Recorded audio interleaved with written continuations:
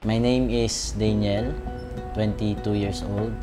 I'm from Marikina City, Philippines, and I have a business online.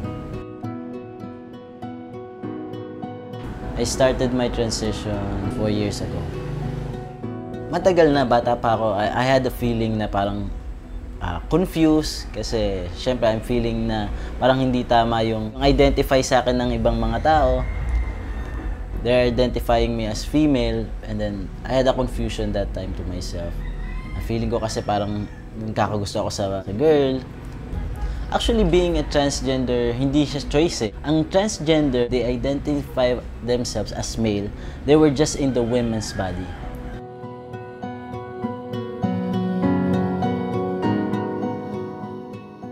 Hindi rin naman ako nahirapan for acceptance.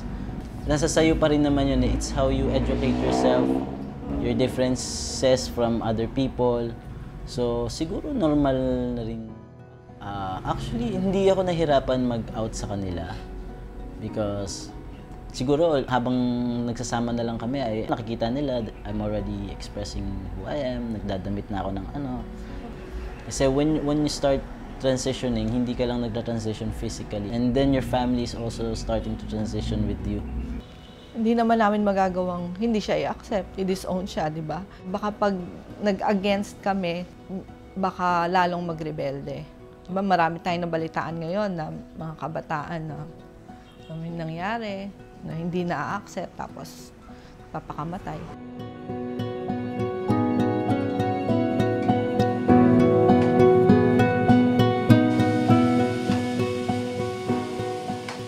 I remember when I was in grade 2 pa lang, parang nagpakalbo na ako noon.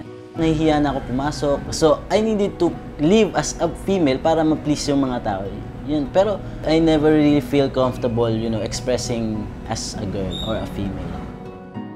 Sa employment, when I was starting, medyo hindi ako comfortable. It's hard to explain yourself at first eh. Maraming time na nararamdaman ko na parang, I'm different sa society. Kaya nga, before I even transition, mas gusto ko yung ako lang mag-isa. Hindi ako masyadong outgoing, hindi ako masyadong lumalabas. Although, kasi nung nag-start na ako mag-transition, I became more comfortable with myself. Mas gusto ko nang ngayon lumabas kasi, syempre, outside, mas komportable na ako sino ako.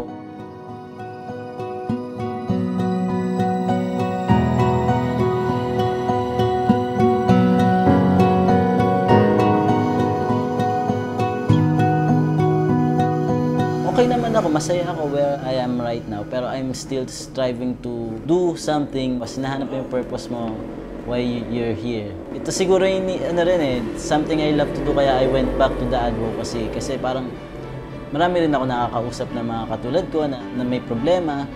Then something urged me na parang meron pa akong magagawa in the future. That's why I came back to doing this. Pinaka-focus ko muna is to complete my transition. And of course, naka-focus din ako sa business. At the same time, to have a family in the future. Wala na akong hilingin pa, yun lang yung gusto kong ma-accomplish.